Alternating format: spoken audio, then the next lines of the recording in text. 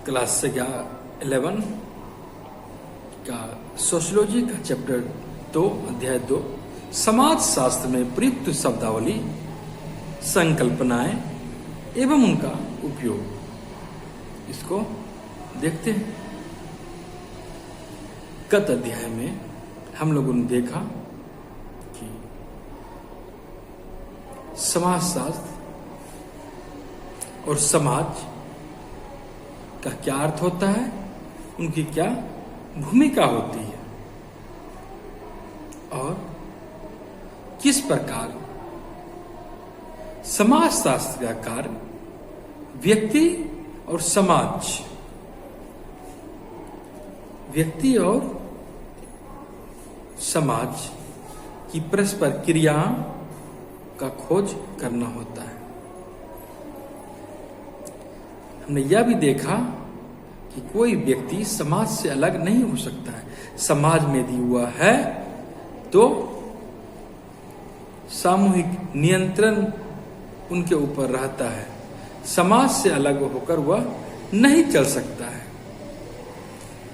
समूह के रूप में वह कहीं न कहीं संचालित होता है, उस पर निर्भर होता है। आप समझ सकते हैं, परिवार में रहकर आप कैसा महसूस करते हैं? आप अकेला महसूस कर नहीं सकते। आपको सामूहिकता का बोध होता है, अंतरक्रिया होता है। वही चीज जनजाति में होती है, जाति में होती है, वर्ग में होती है, कुल में होता है और राष्ट्र में होता है। सामाजिक नियंत्रण कई तरीके से व्यक्ति के कार्यों को प्रभावित करते हैं। इस अध्याय में कुछ विशिष्ट शब्दावली का जिक्र किया गया है, जिसको कि हम लोग देखेंगे। अगर कहा जाए कि विशिष्ट शब्दावली की आवश्यकता क्यों है, तो हम ये कह सकते हैं कि हर एक विषय की अपनी अपनी सीमा होती है, क्षेत्र होता है, संकल्पना होता है और उस अनुरूप हम उनके बारे में जानकारी ग्रहण करते हैं। आपसे यदि पूछा जाए कि न्यूक्लियर फिजिक्स में कौन कौन सी शब्दावली का, कौन कौन से वर्ड का यूज होता है, तो आप सब शायद जवाब नहीं दे सके, क्योंकि वो आपसे जुड़ा हुआ नहीं है। लेकिन यहां पर सोशियोलॉजी के आप एक पार्ट हैं, समाज के एक पार्ट हैं, एक हिस्सा है। आपको समाज के बहुत से तत्वों के बारे में जानकारी है, संस्था के बारे में जानकारी है और सामान्यतः लोगों को होती है। यही कारण है कि इस अध्याय में विभिन्न प्रकार की शब्दावलियों का जिक्र किया गया है। इस अध्याय को पढ़ने के बाद आप समाज के बारे में बेहतर अध्ययन कर सकेंगे, शोध कर सकेंगे, तथ्य जुटा पाएंगे।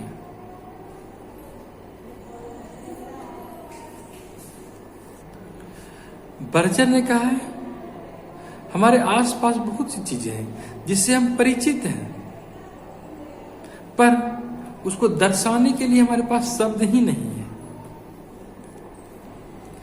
आपसे यदि अपने परिवार के बारे में पूछा जाए तो आप जानकारी दे सकते हैं, जवाब दे सकते हैं, क्योंकि आपको उसके बारे में जानकारी है।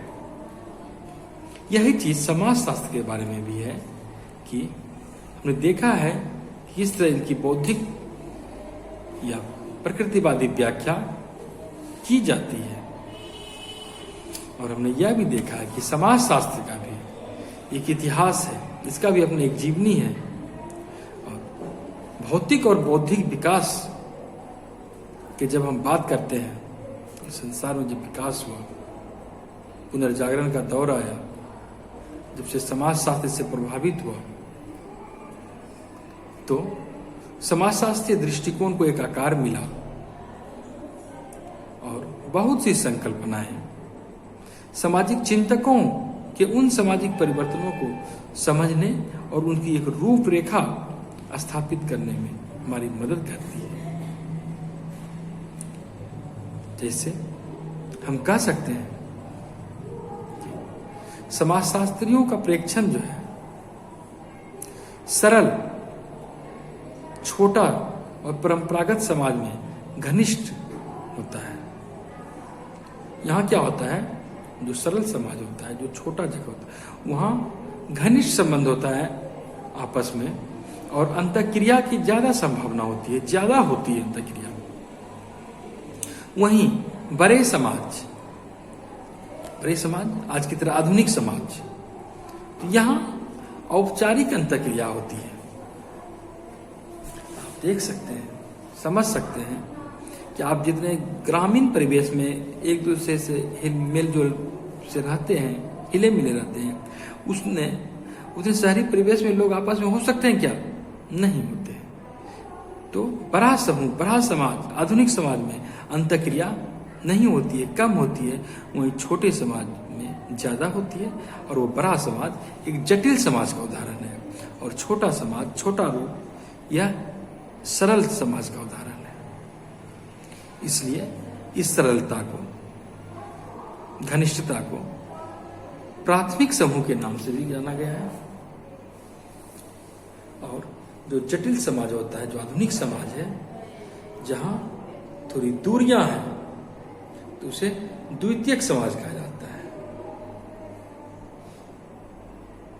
आप यह भी समझ सकते हैं कि अस्थिरीकरण की बात होती है लेवल, तो समाजशास्त्रियों की, समाज के समूह की बात होती है, उसके मध्य जो संरचना होता है, यह प्रतिबिंबित करता है इस अस्थिरीकरण को।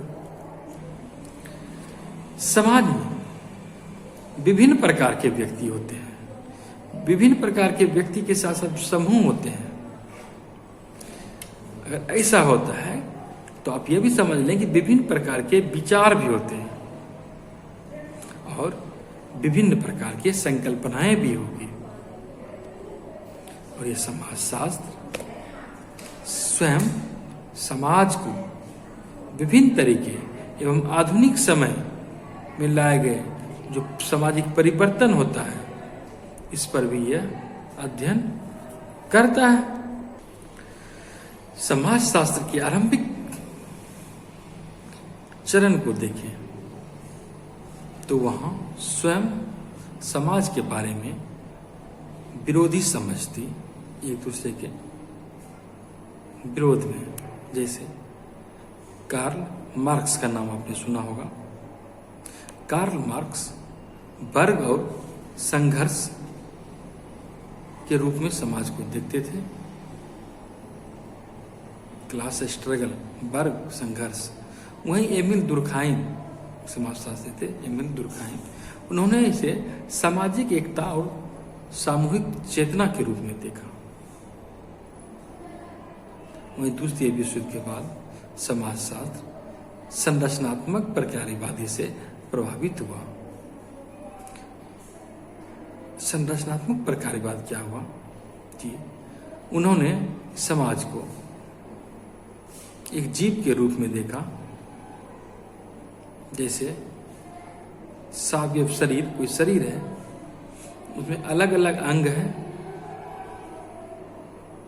तो सभी अंग अलग अलग हैं, लेकिन समग्रता के लिए, संपूर्णता के लिए हर अंग का होना जरूरी है, और एक दूसरे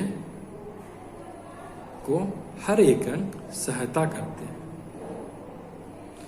एक दूसरे को प्रभावित करते हैं, अलग अलग होने के बावजूद। इसके पहले मैंने कहा कि कार्ल मार्क्स ने वर्ग संघर्ष की बात की।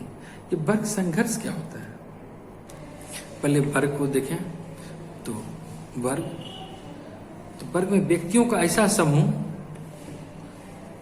एक समूह के रूप में, जिनकी किसी समाज में समान स्थिति होती है, समान परिस्थिति होती है, समान प्रतिष्ठा, समान इज्जत, वे अपने आप को एक रूप में पाते हैं, एक ऐसा पद के रूप में पाते हैं, एक ऐसा स्तर के रूप में पाते हैं, और उनकी साझा जीवन शैली होती है, तो वो एक वर्ग में आते हैं। तो मार्क्स ने समाज को दो वर्गों में बांट कर देखा था, एक बुर्जुआ वर्ग और एक सर्वहारा वर्ग। उन्होंने बताया था वर्ग चेतना और वर्ग संगठन वर्ग निर्माण के लिए आवश्यक चीज है। वर्ग चेतना तो कब आएगी? तो उन्होंने सर्वहारा की बात की थी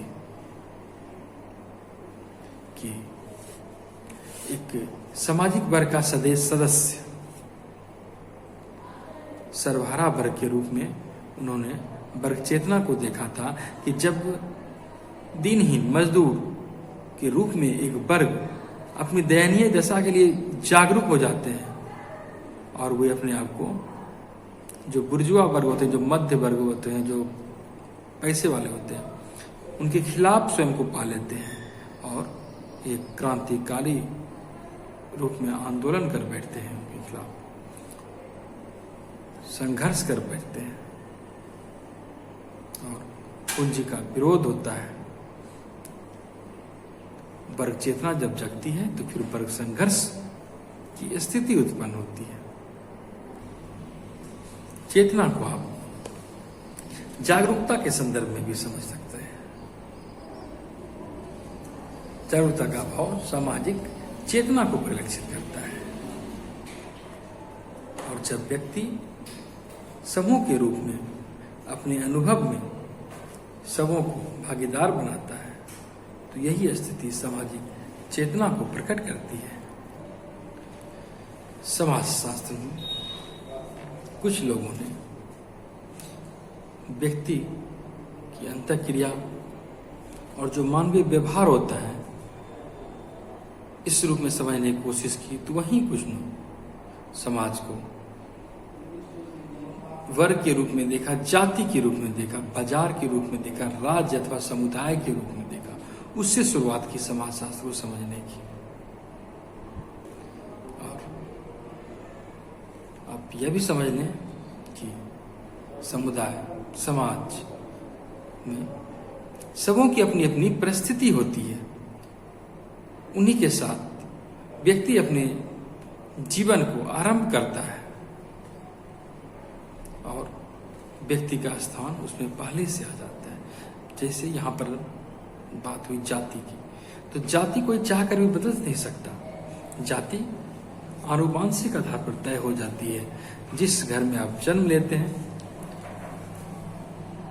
स्वतः आप उस जाति के हिस्सा हो जाते हैं। तो बहुत सी परिस्थिति समाज में स्वतः निर्धारित हो जाती है और ऐसा वर्गीकरण, इन सारे शब्दावली का वर्गीकरण समाजशास्त्र में इसीलिए करते हैं कि इससे समाज को समझने में हमारी मदद हो सके। और अगर हम इन शब्दावली का अर्थ नहीं समझेंगे तो समाज और समाजशास्त्र को समझने में कठिनाई होगी। एक ही सामाजिक वस्तु के बारे में विभिन्न विचार देखने को मिलते हैं। आप यह भी समझ लें, संघर्षवादी सिद्धांत हो या प्रकारवादी सिद्धांत, यह बहुलता समाजशास्त्रीय संदर्भ में अधिक देखी जाती है। ऐसा इसलिए कि समाज स्वयं बहुत विविध रूपों में है। आप कुछ प्रश्न उत्तर तैयार कर सकते हैं, कुछ क्रियाकलाप कर सकते हैं। आप अपने से अलग दूसरों के बारे में भी सोच सकते हैं कि वो कैसे जीते हैं, किन किन बातों से उनका व्यवहार प्रभावित होता है। और पुरुष अथवा स्त्री दोनों में समानता की दृष्टि से सामंजस्यपूर्ण स्थिति है या दोनों का अलग अलग लिंग का होना एक विभाजक रेखा बन जाती है। आप इस पर चिंतन मंथन कर सकते हैं और जवाब तैयार कर सकते हैं।